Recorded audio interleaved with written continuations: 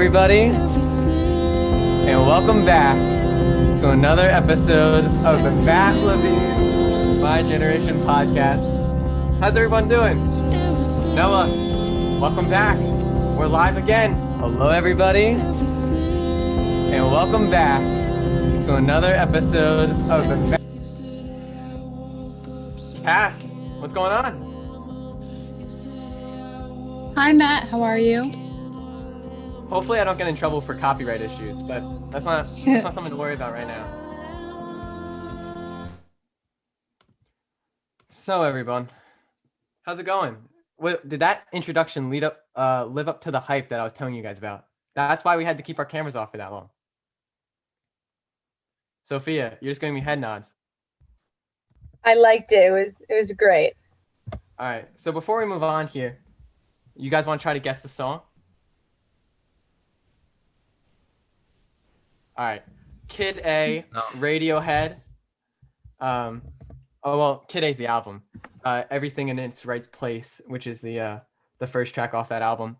So before we dive into talking about school, of course, what's going on with everyone? Noah, we had our election special 2 weeks ago. I couldn't sleep after that. Like we finished around, what did we finish around? Like 12:30. I probably didn't go to sleep until like close to 1. It was crazy. Sophia, you were a viewer on that podcast. Cass, same with you. I watched too. Yeah, I watched the beginning. So it was really good. It was like long, and you guys talked about it for a really long time. And you had a bunch of different people on it. So I watched when Joe got on. I was there when Joe hopped on. It was great. No, Joe is awesome. It was a really cool experience, and which is why when the letter from Dr. Math came out, and we'll talk about this in quite a few seconds, I kind of texted Noah. I was like, should we do an emergency podcast Sunday night, or should we move something during the week and make it live for everyone to see? And so I thought, just because the live atmosphere was so much fun that last time, this would be a good idea. So let me go around, give a little introduction here. Noah, of course, you're my co-host.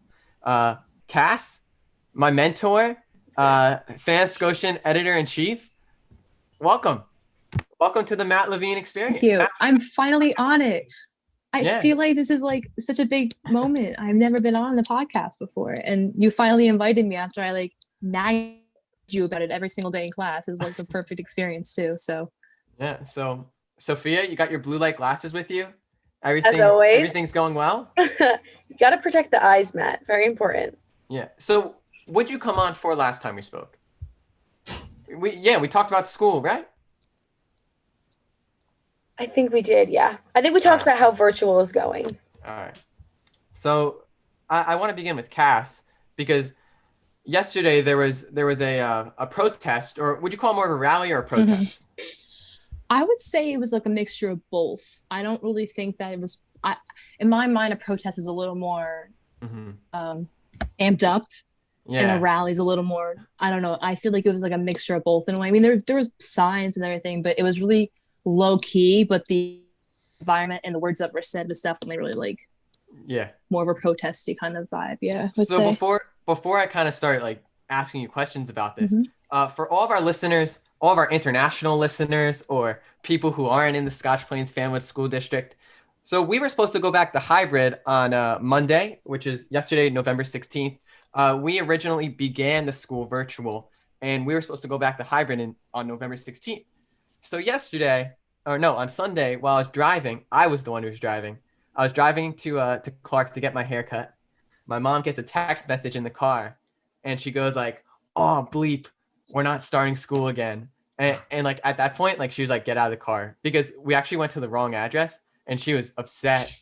Not only because we went to the wrong address, but because, of course, school is now pushed to January. So Noah, I have a quick question for you. What was worse, the Friday night news dump, or the Sunday afternoon brunch time news dump? It's got to be the Friday night one, because it was the first time everyone's looking forward to their weekend, and then we get the news. We were forced to make a decision quicker this time, so it was a little different. Yeah. So for our regular listeners on the podcast, I'm sure you heard what like the type of coverage that we did in August right after our superintendent, Dr. Mast. She actually sent out a letter on Friday night. Noah and I were playing poker at a friend's house when we got the letter that we weren't going to school until November, but now it's getting pushed to January. Friday night news dump or Sunday morning news dump, Sophia? Which one was worse? Definitely Friday night, because it kind of like ruins like your whole weekend. Like at least Sunday, like it was just that day and like you had to go back to school anyway. Cass, what about you? I think coming from like a senior perspective, Yeah. I think it was the Sunday night news. I definitely think the Sunday night news, like I think I'm speaking for like a lot of the seniors, whether they were more like pro hybrid or pro staying home, like that news really kind of like hit a little different for like on a senior perspective, definitely. But I mean, both announcements weren't good announcements. So I mean, and I hate that I'm having to address it as a news dump, but this is the second time that the district, Mhm. I understand why they decided to push the schools back. I really do. The cases were rising. It was getting really bad. But this is the second time that they've just handled it in a poor fashion. Like they need to hire some type I mean, of PR I firm. think This is getting out of control. well, that's one of the main reasons why I went to go to the protest to really cover it and like see what was said, because I wasn't really like educated on like really what was going on and those parents were. And I think that the parents are being a little like are really affected by this. And I think was really interesting to see the both sides clashing. Like my side of my head, it's like, okay, staying home is more safe versus the parents that are there. And like there were some kids there who were like talking about why it's important to go stay there, but it's also like BOE Dr. Mass has done a really shitty job with this whole thing, and I can say that with confidence. I think everyone can nod their head to that. I think that the way they've handled it, that it's disrespectful to the students, it's disrespectful to the teachers. No one's getting the level of respect that we should be getting, and I think that is also the reason why we have anyone, even if you're pro staying home, you're pro hybrid, should have the right to be upset and angry because no one's getting communication. I mean, think about the teachers. The teachers were at school this past week getting their classrooms ready. And now what? They're just back to doing this whole hybrid thing. I mean, like Dr. Slocum on Saturday. Oh, I'm sorry, Cass. Dr. Slocum on Saturday, the McGinn principal. No, keep going. She sent out a letter about like hybrid coming on Monday, and then you have the Dr. Mass letter the following day. That's like, no, like where's the communication here? And it comes at all levels, right?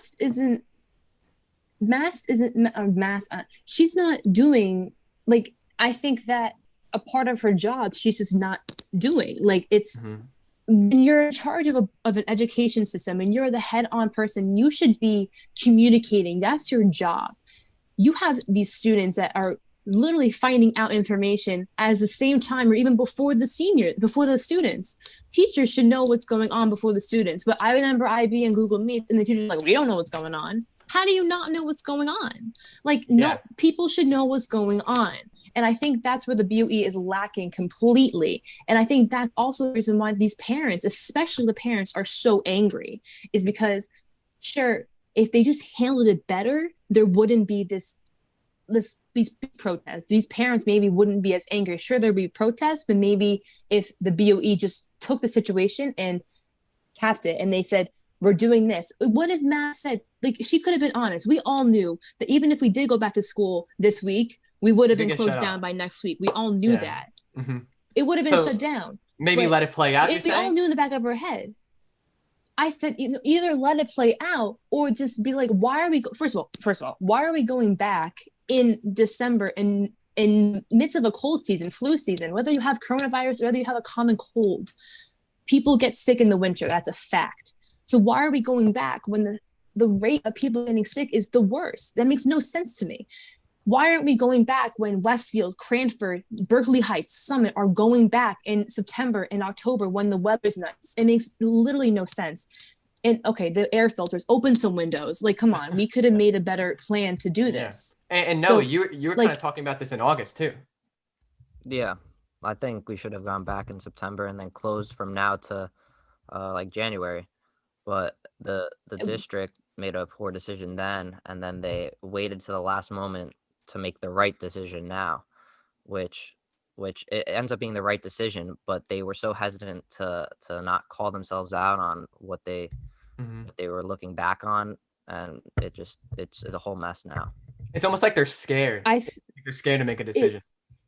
But that's the thing, though. Aren't you the Board of Education? You should be making these decisions and be confident with them and letting the community know.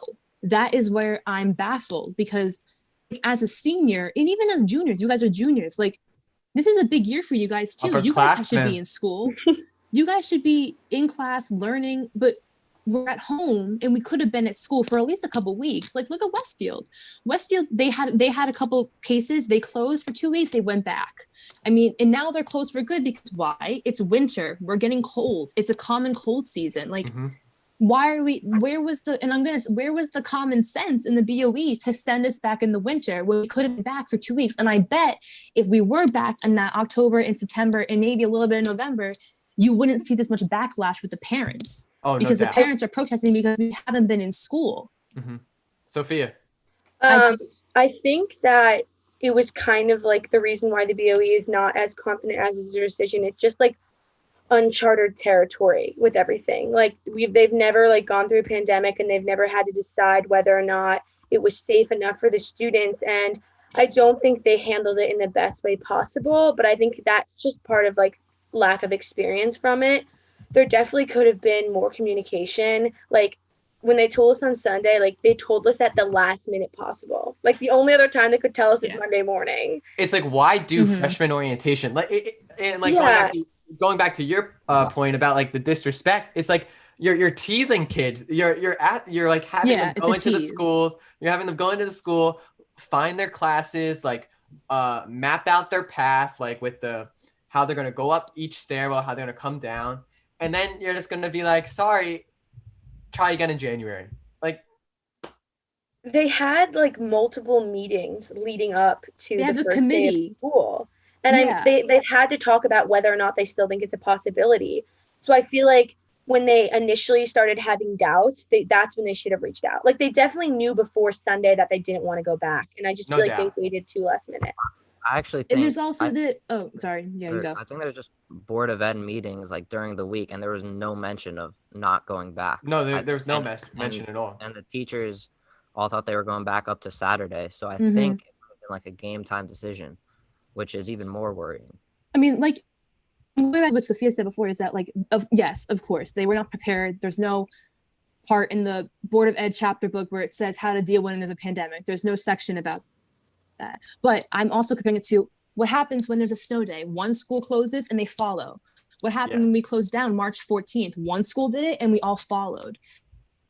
Why didn't we follow when every school was opening up again in October and September? Why didn't we follow? Because I think the conversation would be so different right now if we were open in September and October. But the conversation would be totally different. I agree.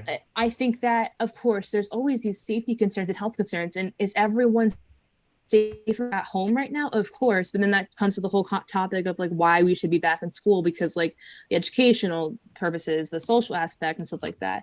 I mean, you go on and on about that kind of stuff. And also, sorry, Cass, you go. No, you go. No, go. Oh, and it begs the question, Sophia, you're going back to like how this is uncharted territory and how everything is so unexpected.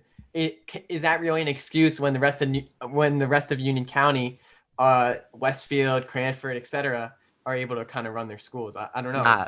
I mean, I think that as many schools in our area have gone back, and I don't think they've really found like the way to do it, because like Westfield's been home more than they've been in school. And I've told you, no, it's not sustainable. I think that if they were going to go back, the right time would have been in September. I agree with that fact. And I think maybe what they were thinking was like, let's see how the other schools plan out. And then like the parents were getting really frustrated, so they wanted to try to like please them. I'm not really sure. Like, we don't really know exactly what's going on at their meetings and what they're talking about, but I think it was definitely kind of like, let's see what the other schools are doing, and then it didn't really work. So I don't know. I just feel like maybe they were just trying to like see what happened to other schools. Matt, can I go back to what you said about the teas? Because you were saying like it's a tease, right? Yeah, and then we'll go to Noah. Yeah. So I was talking about my friend with this the other day. They said, okay, we're not opening November 16th, but we're going to go to January, I think they said 18th or something like that. Why are you telling us a date when we all know in the back of our minds that we're not going to go back? Like, I think for 100%, we're probably not going to go back January 18th. Why can't they just say for the future, we don't really, I think that that's also on them. Like, why are you telling us a date to get people more mad? So I think that's an issue. Like, don't tell us a date and then don't lead us on. Like, if you say for the rest, we're not telling you what we're doing because we don't know what we're doing and we can't predict the future. We can't go in the future and think that things are going to be better or things are going to be worse. Like, it's irresponsible for them to tell us a date because now everyone's going to be, oh, January 18th. But no, because like, what's the likelihood of that? Like, I just think that the BOE has their own issues right now. And of course they're not prepared for this, but no one was, and there are people in districts that are doing it a lot better than us, and I think that is something that speaks volumes. Matt, you tend to agree with whoever your guest is. I noticed this from you. You always agree with guests. So when we had the Board of Ed members on the podcast, Evan Murray said it's unfair to compare our district to any other school district, and Dr. Mass said that in her Q&A too. And now we're sitting here comparing our district to other school districts, but our district is always a unique. There's difference in schools. There's different systems. It doesn't work like that. So I think we just have to be fair to the Board of Ed members for doing their best and listening to what they said. They were just trying to make the best decision. Obviously, I think we should have been in schools from the start. But I think comparing us to other school districts, there's so many factors into like everything. So all right, that's fair.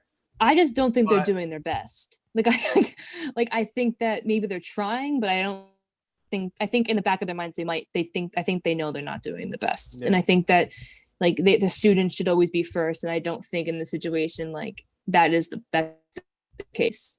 Like, I don't know, like there's you go. I think there's definitely in the area that they can improve is in communication. Like, even if they don't know exactly what they want to do, they can work on telling the students and the parents and just the whole community what they're thinking. Like, oh, like we're coming up with some more plans because maybe this will be more effective. I think people are getting frustrated because they want to know what they're doing because they feel like they're doing nothing. But if they're doing something, they need to tell us that. And when you mentioned like giving us the date of January 18th, maybe they could have like given us like a broader kind of like, oh, we're hoping to go back once the winter season ends. And then you're not getting people's hopes like too high up because, I think it's more realistic that after the cold weather dies down, we'll try to go back. And no, I think that like, no, I just want to say a little thing. Like if they just worked on these little things like communication, I think like the whole situation would be more positive and like the outcomes would be more better. Like just these little things, little differences make a big difference. So you do these little steps, they make a big difference. So I think that maybe if they just took that into consideration a little bit more, maybe we would just have like a little different outcome. That's all. But they have done things all right. And they are looking out for the students, because if they weren't, we would be back right now and we would be maybe getting a higher COVID. It's safest option to be home, of course, and that's great that they're looking out for us, but we should have been back in September and October. Definitely. And no, I want to go back to your point. I want to go back to your point about like, yeah, I do tend to agree with whoever the guest is on. Trying to build bridges here. But okay, if you're reflecting back on our conversation with Dr. Mast and then our conversation with the BOE right before the election, like looking back, like their words are just like, don't they piss you off? They don't annoy you at all? Like they're definitely like, it's definitely frustrating because they were definitely withholding information, or not, maybe not withholding information, but like this communication trend continues to be an issue. Yeah, I'm not the communication trend. I'm just saying that everything they were doing was in the best interest of the students, in my opinion. You're right. They believe that keeping the students home is the best option, the safest option right now. And that's their belief. I think it's unfair to say they're not trying their best because they're putting their heart and souls into doing everything they can for virtual learning for the time being until we get back in school. I agree with that. I agree with that statement. I agree with that statement, but I think they're not trying their best in the overall whole plan, because if they were trying their best, we wouldn't have found out that we're not going back the day before we're supposed to go back. Like, well, I think Like they knew we weren't going back that whole week probably, and they chose to tell us that Sunday night. I think it's right to compare other districts here. I do think it, because like everyone's dealing with the same COVID numbers. Everyone in Union County is dealing with the same COVID numbers. Yet Westfield continues to try and go back. We're not even attempting to go back. Like we haven't even seen how sustainable this hybrid model is. Like people could have gone back this week and been like, this is gross. I'm staying home. Okay, but at least we tried. Exactly. That's the issue that I have with it. I said to my mom, I go, Mom, if I don't feel comfortable, I'm not going back. I'm going to go back my 2 days. And if I think there's no point for me to be here, I'm not going. And that's how a lot of my friends were too. But there's also, like, even if we were to go back, there were plenty of issues with that. And I think that, like, no one's talking about that. Like, me and my friends and people came up with a whole list of issues that the hybrid presented itself with. So I think that, like, people have that right of opinion to want to stay home, because why would we go back under these rules that they made for us? And I agree with the decision to stay home. You just got to try it. That's my take. Sophia. I think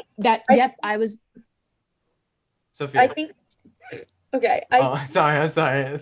That there's definitely some like obstacles that they're facing that we just don't know about, whether it's because they're not telling us what other problems are, or just like they don't know if the public can really help with it. But one of my teachers, when discussing hybrid, was saying that there was a problem with teachers who didn't want to come in, and then they couldn't find subs that wanted to come in. And I'm not saying I heard about that too. That's not a whole reason not to go back. I'm just saying I think there might be like problems like that are affecting our decision, and maybe they want to try, but like one of my teachers was saying, like, they really cannot find subs that want to cover because they don't want to expose themselves. And a lot of teachers who either have children or are living with their parents just don't want to be exposed. So if that's the case, why not just say it?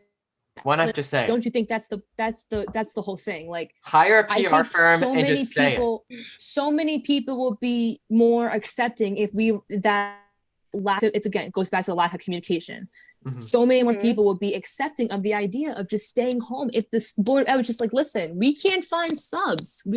This is hard for us. It's hard, but they're not doing that. They're going about, like, I'm going to say behind our backs, but use that lightly. But they're having these meetings and they're not explaining what's going on in these meetings, which is leading the people to get mad, rightfully so, because there's no communication between the people that are the students, the parents, and the BOE. But if they were just to say, listen, like, this is hard to do, like, you don't, like, these are the obstacles we're facing, then we're like, okay, wait, that makes sense, and then we'll be more understanding. But that isn't that. But I 100% agree with you. I see that perspective and I see that point of view. So I get what you're saying. Yeah, I definitely think that they should be communicating whatever the problems that they're facing and trying to figure out for going back. Like, there's definitely, like, as you've been saying this whole time, like, there's that lack of communication that seems like a simple fix. Like, we know they're having meetings, like, just tell us what you're doing, like, just tell us what's happening. Yeah. Because I think the parents are frustrated because they can't understand why they're doing what they're doing. And that's kind of what I think you've been saying, Cassandra, the whole time, is like, the parents are like, have the right to be mad because they don't know what's going on. And I think that's frustrating all around. So I mean, I don't even know what I would do if I was a parent right now. Like, I don't even know how to feel if I was a parent. I'm a student, but if I was a parent, I don't know what I would do. I don't know how I feel. So let's talk mental health for a second. So I got a text message right before the podcast.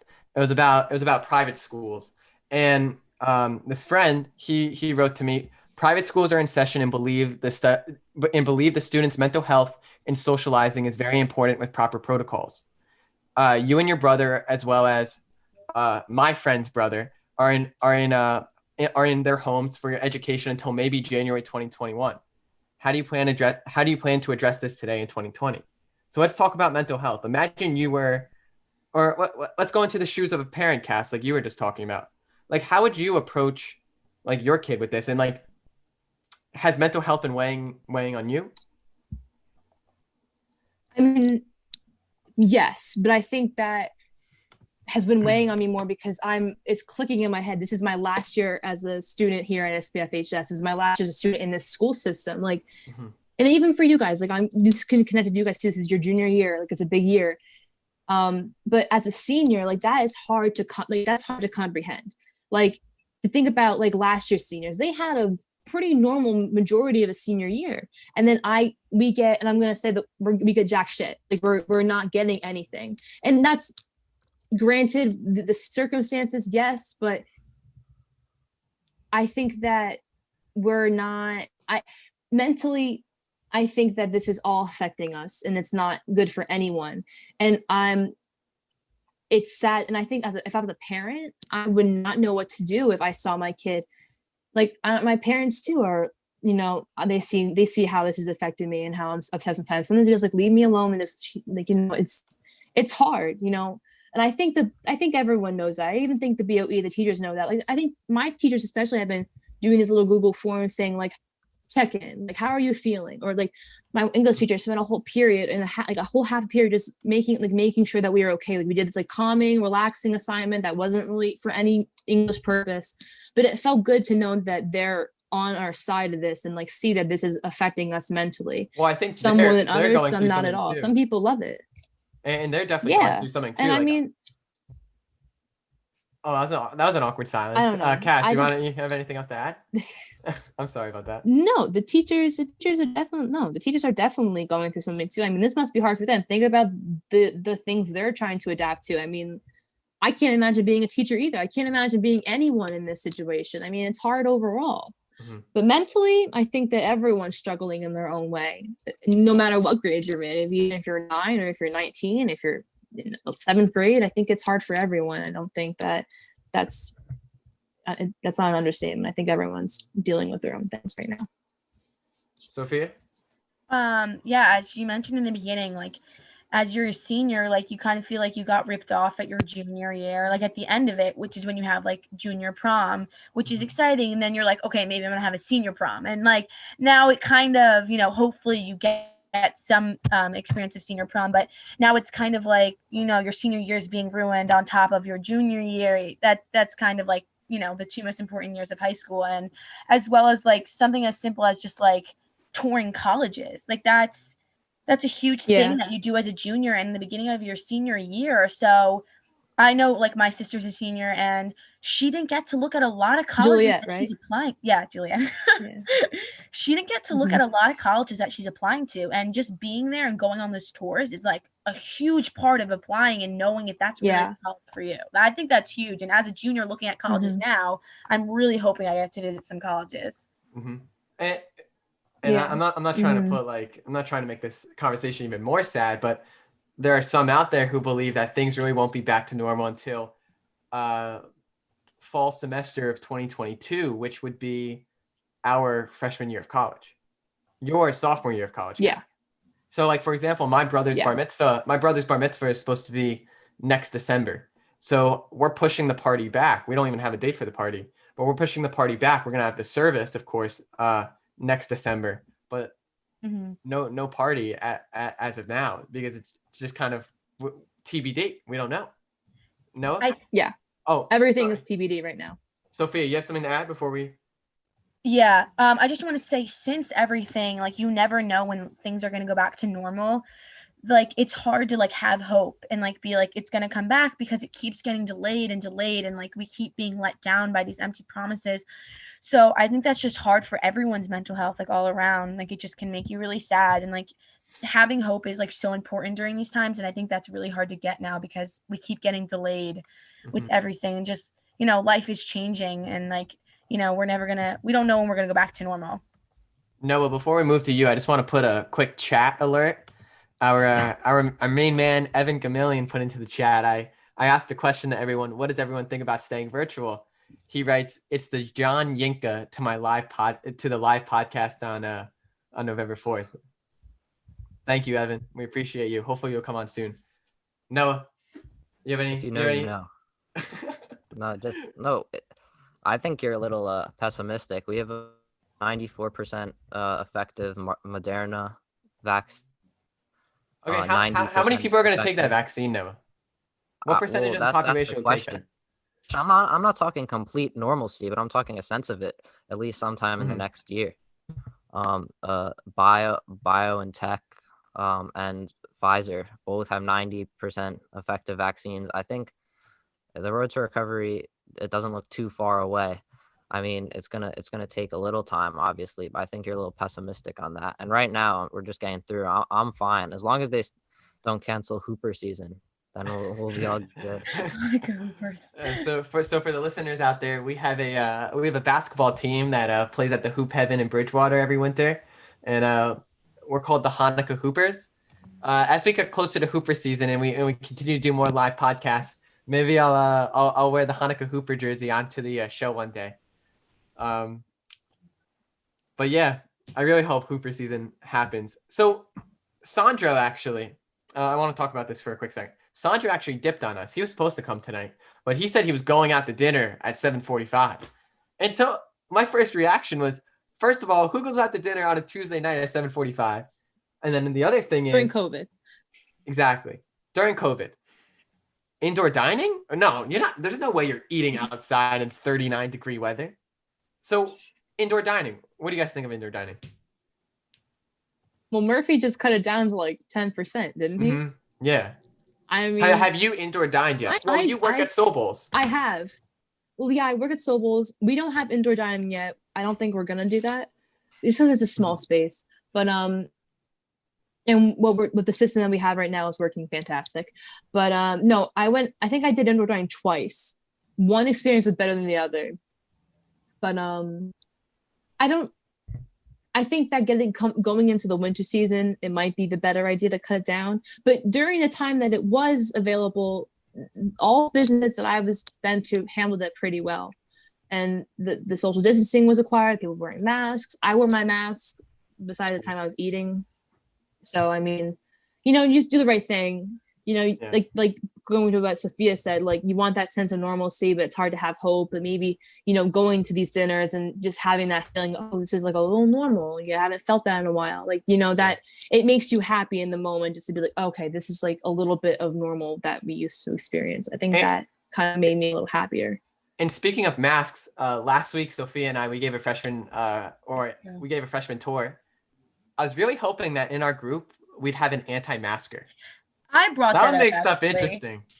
I said that. I said, what if like one of the kids won't wear a mask when we're inside? I mean, luckily it didn't happen. I mean, it would have been entertaining, but it also would have been like a really it also would have been scary. So maybe it's not quite entertaining, but anti-masker, I wonder how that would be handled in a hybrid environment. That would be very interesting. Yeah, I mean, I don't think they would be allowed in the school. Like, I know people that won't wear a mask in certain stores. Like, the stores would be like, we can't let you come in. And just going back to what you said about indoor dining, I think that when we had the option of outdoor dining with the nicer weather, like, that's what I would always do. Like, I would eat outside. Oh, yeah. Safer. But with this colder weather, like, you can't eat outside when it's like downpouring people are willing to take or raining risks. or windy or like snowing or whatever. So I think cutting it down will help, but I'm not sure because a lot of people are going to eat indoors in the winter. So I don't know if that will like make cases go up a lot. I don't know. Well, I think that's been a direct reason. I think people are willing to take risks. You can't live your life in fear. That's a whole. No, you can't. You can't live your life in fear. So you have to. I mean, would it be taking a risk? I mean, sure, but like you can't be. We were in lockdown for so long, and everyone was so fearful. And then summer came. We kind of loosened up a little bit. Things were opening up again. Things were looking good, and now we're getting back to that fall, or But it was nice at the time when people were sort of laid back. You would go to the beach. You see all these people enjoying their time, enjoying their summer. You would see people getting ice cream. And it was like you kind of felt like you were going back to like what things used to be like and what you used to see. So, I mean, you can't my parents, I always say you can't live your life in fear. But with COVID, you kind of have to. But there's some things where you just have to, think to yourself, like, it's also like, is it worth it? But I mean, things it's kind of like your wants versus needs category. And the risk for some people is obviously greater than others. So I think it's everyone's choice to make for themselves. Like, definitely like the older generation, like they have a higher risk of getting it. People with pre-existing conditions, people who have other like conditions, it's just like, they might have to be a little more careful. But again, you have to pick and choose like when you're gonna like, because you're gonna get exposed somehow, whether it's just via buying groceries or it is eating inside. But it's definitely everyone's own choice, and depending on your situation, you can decide how much you want to expose yourself. I would rather get exposed. Like, I'd rather get exposed doing like one of the safest things possible rather than just like trying to ask for the coronavirus. No, what do you think? I don't have an opinion. Just if you be cautious, then you can do things. You just be cautious when you go places. You don't have to be crazy about it. Just don't be near people. Don't be on. Wear your mask. It's as simple as that. Like, there's not much else to say on that. All right, so I want to circle back to school because I got a little off topic there. I just kind of wanted to talk a little shit about Sandra while he wasn't here. So I really want to talk about Cass. We were texting last night. You told me that there were actually a lot of high schoolers there, and I wasn't expecting that. When I saw it on Facebook, I was just like, all right, here comes the crazies again. Like, all right, that was a little mean, but here comes the crazy people again. Like, this is not gonna work. No, but like, what was it like? Was it actually a constructive and productive event? I mean, the whole thing was organized very nicely. Everyone was social distancing. Everyone was wearing the masks the right way. I mean, there was a handful of high schools there, but to my shock, there was more children there, 9-year-olds, people who were in elementary school, who were there, and they weren't being told what to do by their parents. They were standing there, they were listening, and they were listening to these people talk, and they were getting upset about it. They want to be in school. Well, I think and they're but missing it all out goes the back most. to like, they're missing out the most. Oh yeah, 100%. I mean, yeah, I mean, of course, and I think it's the feelings of these parents are granted, especially the parents of the younger children are really granted, and because they're working and they're not certified teachers. They can't teach their kids what teachers could teach. But of course, I think it's the right decision to be home right now with the cases going up. But they can be mad, they can voice their opinion all they want, and they did it nicely and they did it peacefully, and they so and safe. But the scene was, I thought there was a lot more people there than I thought there would be there. So a quote that stood out to me while reading the Tap Into article by John Mooney this morning. The parents did all the work for the seniors last year. The BOE didn't help with graduation, and they're not helping now. You can't keep everybody out of school. I thought hybrid was a good way to address it. I read that during my lunch break this morning. I was going to talk to you about that. What? I was going to bring that up about how like the BOE is like lacking. I don't know what's going to happen this year if the BOE does nothing for the graduation this year. I mean, think about it. I said that we're getting jack shit. We have gotten nothing. I don't know what the deal is with the senior prom, but it's not going to be a normal senior prom, obviously. What are we going to do about? We don't have college commitment day this year. We're not going to be in school wearing our college gear. We're missing that on that. We're, like Sophia said, we're missing out on all these like college fairs, stuff like that, things that we should be doing our senior year. Graduation, if we do not get a good graduation with, things that we should be getting, like something to make up for all this lost time, something to make up for like things that we lost. It's really upsetting. So if we don't get a graduation that the BOE even put a hand in to help with, that's going to be really disappointing for a lot of the parents, a lot of the students. I think that's going to be a scene that's going to be a mess when the time it comes. And I was going to mention that to you today during Fanscotian, because I wanted to talk to you about it, because I read the article too, and I was just like baffled at it about, like, I knew that and I was going to tell you about it. So I think that's crazy. I didn't know about that until last night. It's a great soundbite. Great soundbite. That you know what we also don't have though? What? We don't have money for any of that. That money comes from fundraising that we do in school the whole year. So that money would have to come from PTA. Crazy amount of fundraising when people aren't in school, aren't going out to places. So where's this money coming from?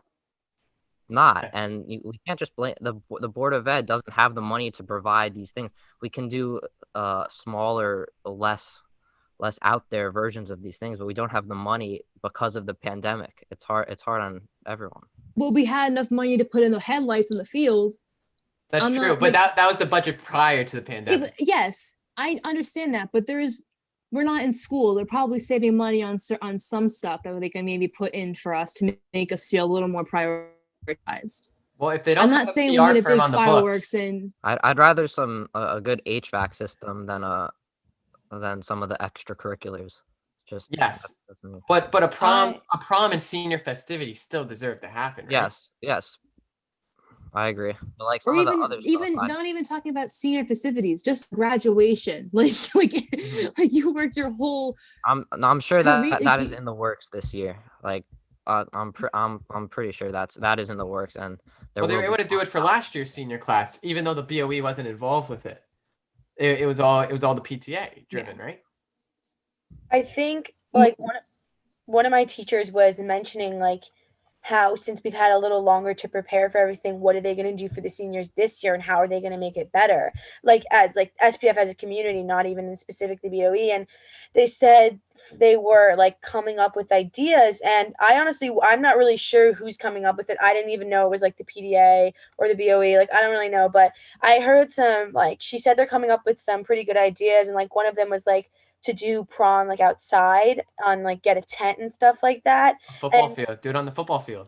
That sounded pretty good to me. I mean that's like the best that we can expect. And she was just saying, my teacher, that they're coming up with a bunch of different ways to make it better this year and trying to figure out like how to give the best experience to the seniors that they possibly can, and hopefully the BOE will help them with that.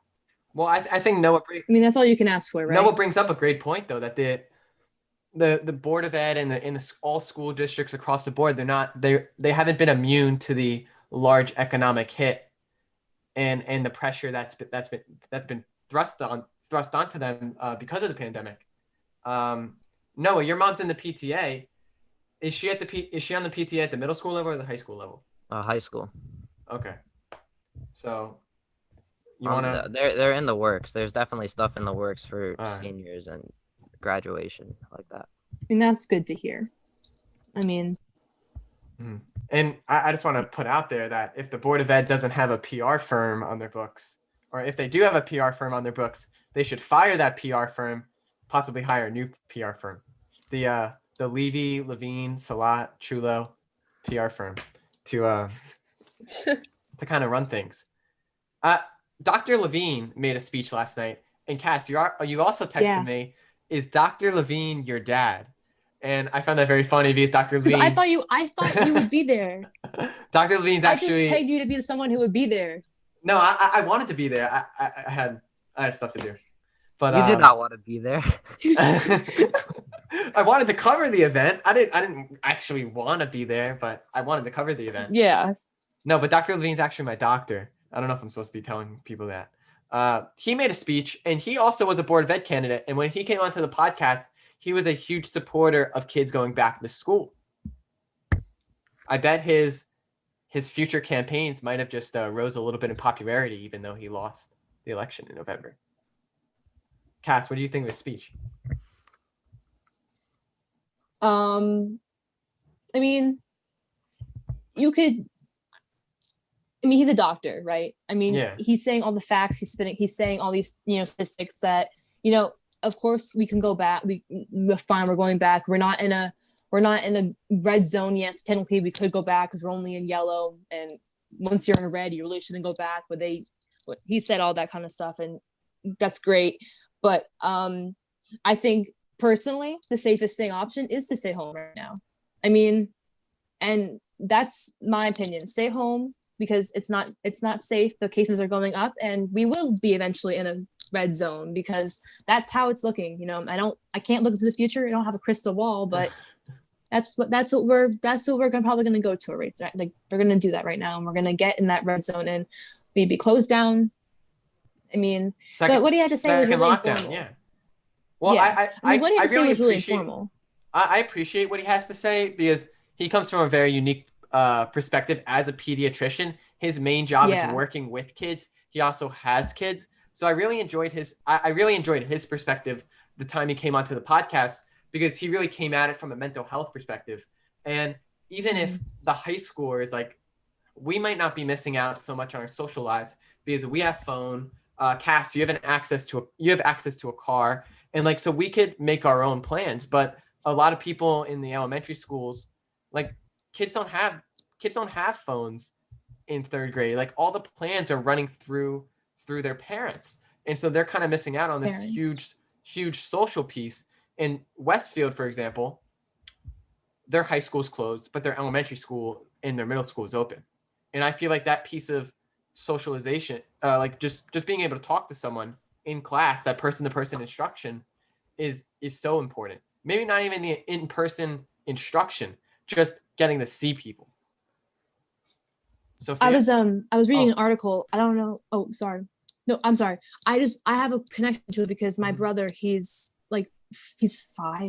He's 5, and he was supposed to go to kindergarten this year at school 1, and they shut down the schools, so my mom sent him to Holy Trinity in Westfield, and the rate of kids between, I think it was like, I don't know who published the article, but the rate of kids, I think from the age of 4 to 10 that went into private school was astronomical this year, because the parents who are economically fortunate to send their kids to these private schools to get an education are going to send their kids, because they, first of all, can't teach because they have these jobs and they can't take time away from the job. So they're sending these kids to the private schools to learn because they can't teach the kids.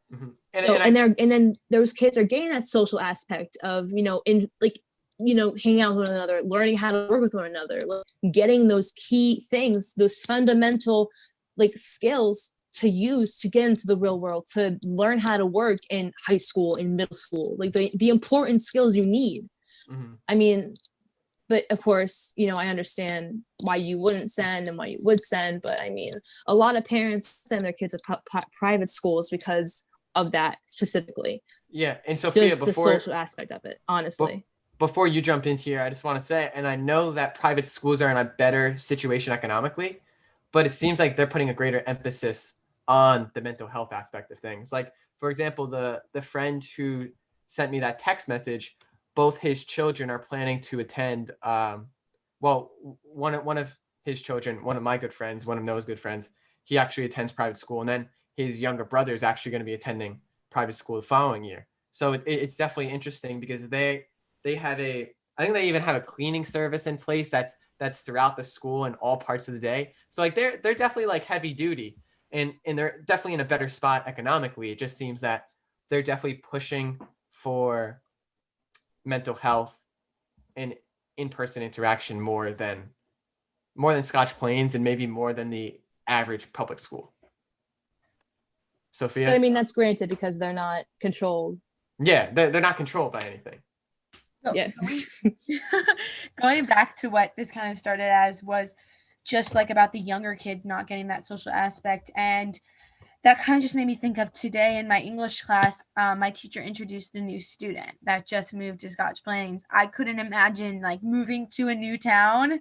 How is that person supposed to make friends? I just think that's hard because at school is really where you get to be social and you get to meet new people and decide wow, I really like this person, I really want to be friends with them. And that kind of connects to the younger kids. I know for me personally, a lot of my friends, I've been friends with them for years. I met them in elementary school and I met them in middle school, and not having that time to meet them, it's a problem for the younger kids, because that's when you really pick your friends and kind of surround yourself with people that you really like. For example, Kyle moved from Japan, back here from Japan last year, and I get that even though we are family friends with Kyle, imagine coming back from Japan and starting your first year back in high school virtually. Wait, after spending 8 years in Japan. Wait, which Kyle? Kyle Berger, the man from Japan. Oh, okay. I wasn't sure. Sending our love to Mr. Berger tonight. But imagine starting virtual your sophomore year of high school after spending 8 years in Japan. That's nuts. It's a totally different school system. It's a totally different, I guess, conversation wise. You have to you have to acclimate. You're practically doing a 180 as far as living socially day to day. I couldn't imagine like having to do something like that. It's crazy. So what do you know where this new student is from? I do not. I did not get a chance to talk to them. She wasn't. They weren't in my breakout group, and they didn't say where they were from. So I would like interrogate someone. Like I always like to know where people are coming from. You can't really do that though on. I know. On Zoom, on Google. I'd probably creep them out. Like never want them to talk to me again. It feels so bad. I think a lot of people experience that, Matt. You like interrogate them too much. I ask a lot of questions. That's why I'm a podcaster. But yeah, we broke 20 listeners a couple minutes ago. So thank you everyone who's active in the chat, who's just kicking back, drinking a non-alcoholic or alcoholic beverage on this Tuesday night. No, I'm just kidding. No alcohol on the work week, during the work week. Do you guys have anything to add before we start moving towards the wrap-up portion of our show? I have a question. Yeah. What do you school was like bad? All right. Time out. We missed the question. I wanted you to ask this question. Oh, we missed the question. Say it again. My question was, because I have some, I do, and some of my friends did, and I wanted to share them. Mm-hmm. But I was like, why hybrid and why going back to school was a bad idea? When I actually found out what the full plan was for going back, whether I was like, wow, this isn't really like beneficial to anyone. Like when I found out the whole like actual plan. Oh yeah, I was wondering if you were going to ask about that. We've talked about this in the past, how it's like you get so excited about hybrid, about this in-person instruction, and then you only come to figure out that you're only going into school 2 days a week. So it's barely anything. And you're on the computer. And then on top of that, 2 of my teachers were going to be working from home. So you're sitting in a classroom with no teacher. Yeah, I'd be going into school just to log into my iPad, put some earbuds in, and watch my friends 6 feet apart from me look at the same screen that I'm watching.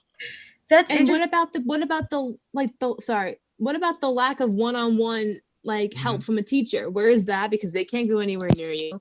What about the social aspect? Everyone's raving about going back to school and how it's going to help social aspects. We're not going to be near anyone, and if we are, we're going to get in trouble because we're near them.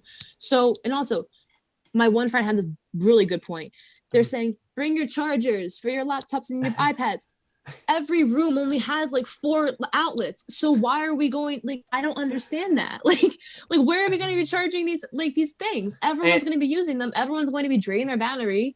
And there was no thought behind it. Like, and you're silly if you think that other kids are going to actually charge their device before they come into school the next day. Like, you're silly if you're expecting that. It's someone's going to forget to charge it, or even like if you're using one of the school provided devices, like they die so quickly. Like my iPad by second period needs to be plugged in. Yeah.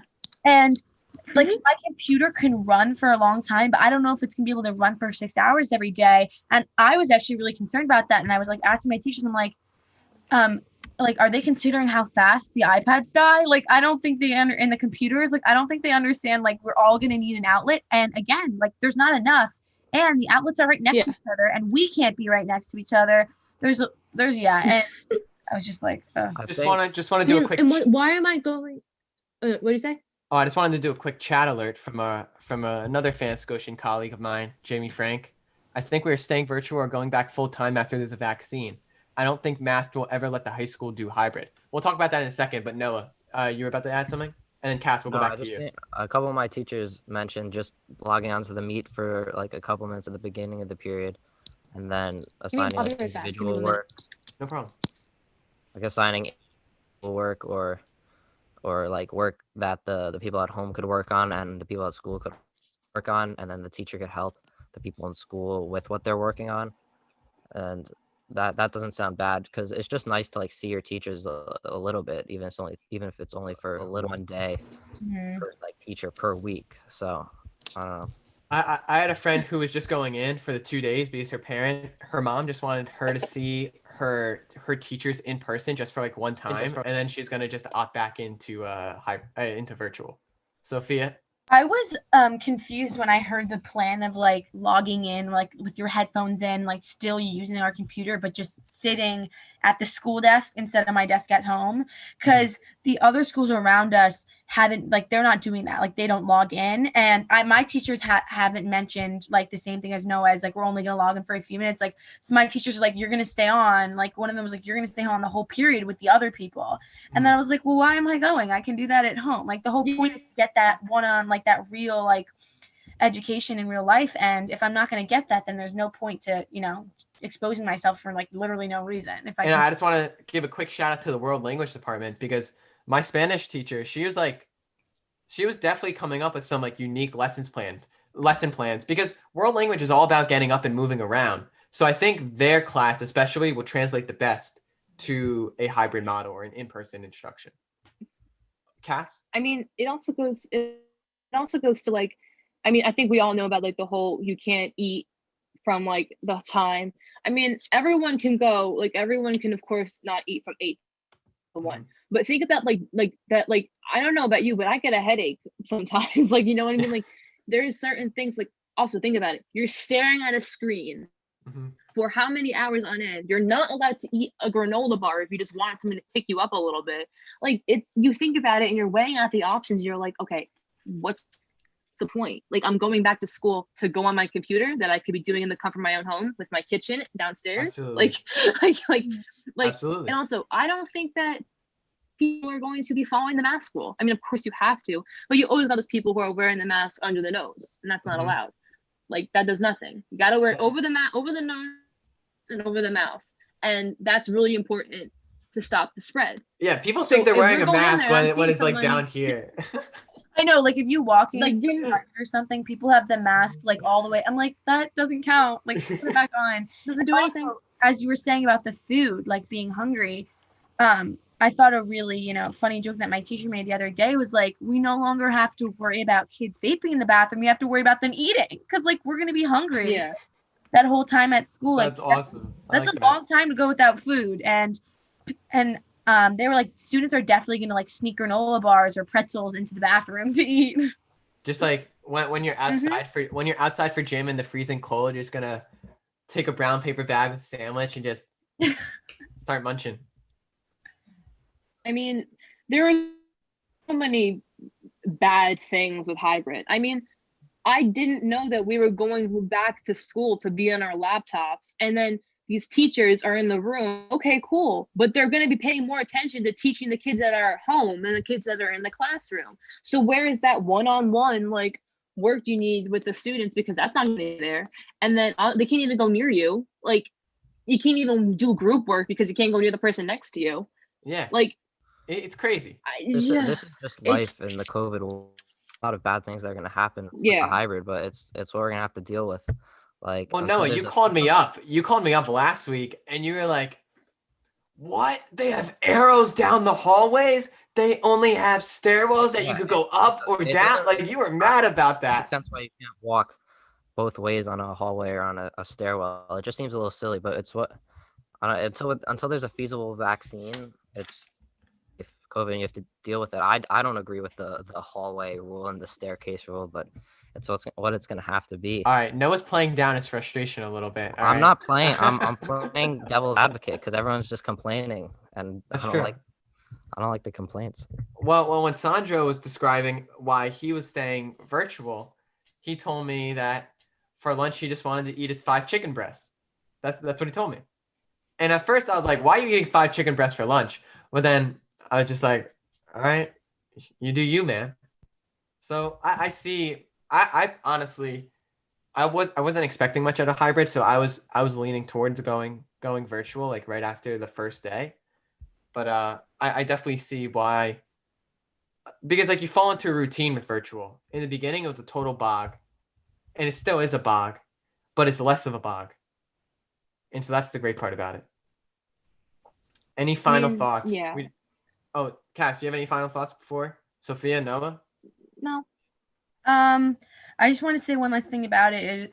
And you were talking about like you were probably going to go virtual after you tried it, and I just wanted to go in, see how it was, and then I was like, I'm probably not going to like it, and I'll just stay at home anyway. I also wanted to add one more. So I was listening to what Noah said about you said like you're playing devil's advocate with like the complaints, like, and I agree with you. Like, it's so hard to think about like the positives or like to compare, like, because all you're doing is you're focusing on the negative stuff because there's so much negative stuff happening and you can only really talk about that and think about it. So I think that was like, I respect you a lot for like playing devil's advocate and like looking at it through a different like perspective, because like that is true, like that is going to be the norm and we're going to have to get used to it.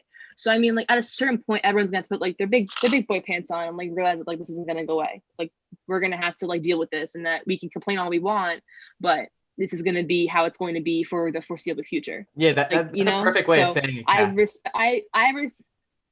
I respect you a lot for doing that, because I didn't think about that the whole time we were talking, is that like we were just kept talking about the negatives and complaining a lot, but have to look at it through like playing devil's advocate to what we're saying exactly, which is the hardest thing, to admit to yourself that you might be wrong or you might be doing something wrong.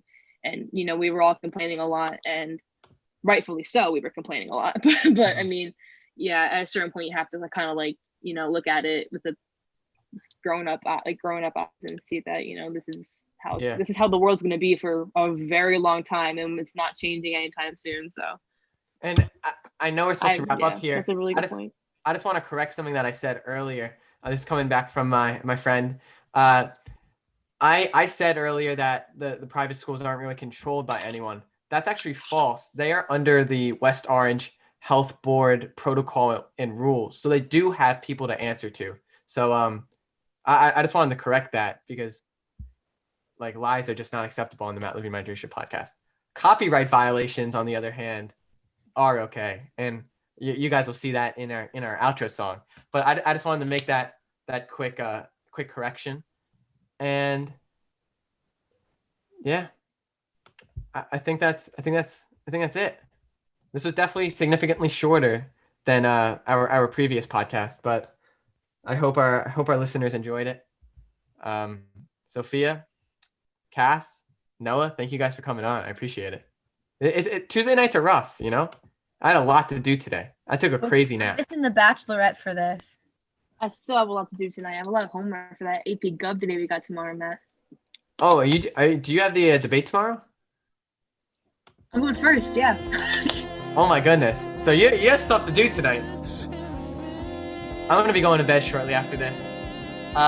From Radiohead to me, to Noah, Cass, Sophia, we appreciate you guys, and we'll see you soon. And before you guys say anything else, we're still going to be on live, because I just want to play this song out for a few minutes. So you guys can leave whenever. I appreciate you guys. I'll talk to you soon. Bye. Bye.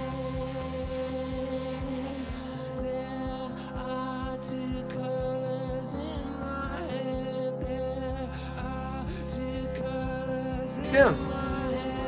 And before you guys say anything else, we're still going to be on live, because I just want to play this song out for a few minutes. So you guys can leave whenever. I appreciate you guys. I'll talk to you soon. Bye. Bye.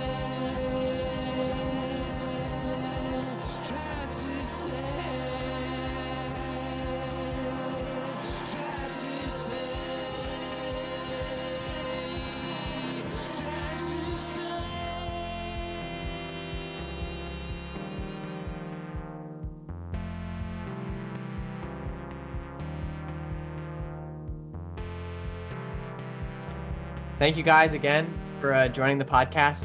I totally forgot to record this podcast. So this podcast will actually not be available currently on Spotify, Apple Podcasts. I'm going to try to make it available. I'm going to try to figure something out. But this is the main spot that you're going to be able to watch this podcast on YouTube. I'm going to be stopping the stream in a couple minutes.